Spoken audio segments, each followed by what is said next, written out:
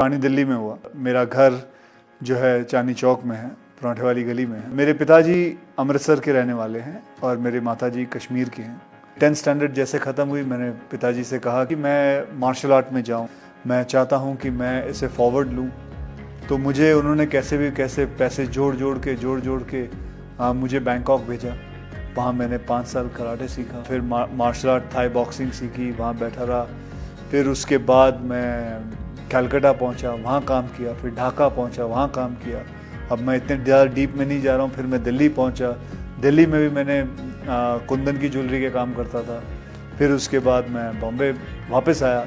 बॉम्बे में बच्चों को ट्रेन करता था, मार्शल आर्ट में सबको ट्रेन करता था, पैसे कमाता था, करीबन 5-6 हज़ार रुपये महीने के कमा लेता था। और उसी दौरान मुझे किसी ने मुझे स्टूडेंट के फादर थे, उसने कहा व्हाई डोंट यू, अच्छे खासे हट्टे कट्टे हो, लंबे चौड़े हो, शक्ल भी अच्छी है, तो आप मॉडलिंग क्यों नहीं कर लेते। मुझे तो पता भी नहीं था मॉडलिंग होती क्या है, क्योंकि मेरा बैकग्राउंड नहीं है, मुझे मेरे माता पिता को किसी को नहीं पता था। तो कहा जी मॉडलिंग कर लो।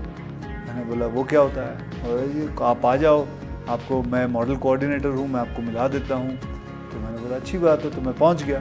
तो एक फर्नीचर शोरूम का मॉडलिंग असाइनमेंट थी, तो मुझे वहाँ खड़ा कर दिया और 2-2.5 घंटे काम कराया। एसी रूम था, खाने को भी अच्छा दिया। फिर 21,000 का चेक दिया, बोले आप जाइए। महीने का 5-6 हज़ार मिलता था महीने का, ये 2 घंटे में इन्होंने 21,000 दे दिया। फिर मैंने बोला यार मैं मॉडल बनूँगा। फिर मैंने मॉडलिंग शुरू की। फिर मैं जाता था लोगों के पास अपनी तस्वीरें ले के कि जी मुझे देखो। फिर करते थोड़ी बहुत मॉडलिंग की। फिर मैंने रैंप वॉक किया। उसके बाद करते किसी ने एक फ़िल्म ऑफ़र कर दी। फिर मुझे मिस्टर प्रमोद चक्रवर्ती जी मिले। उन्होंने कहा भाई मैं आपके साथ एक फ़िल्म बनाना चाहता हूँ। और आज भी मुझे याद है, शाम के 6:30 बजे हुए थे और उन्होंने मेरे हाथ में 5,001 रुपये का चेक दिया था। कहा बेटा मैं आपके साथ एक फ़िल्म बनाऊँगा। मेरे तो दिमाग में ये भी नहीं था कि कभी मैं आऊँगा। ये मैं आ गया, यही बहुत बड़ी बात है। और आके 130 फिल्में ख़त्म कर ली हैं अभी तक, यही बहुत बड़ी बात है। और अभी तक इस इंडस्ट्री के अंदर हूँ, ये भी बहुत बड़ी बात है।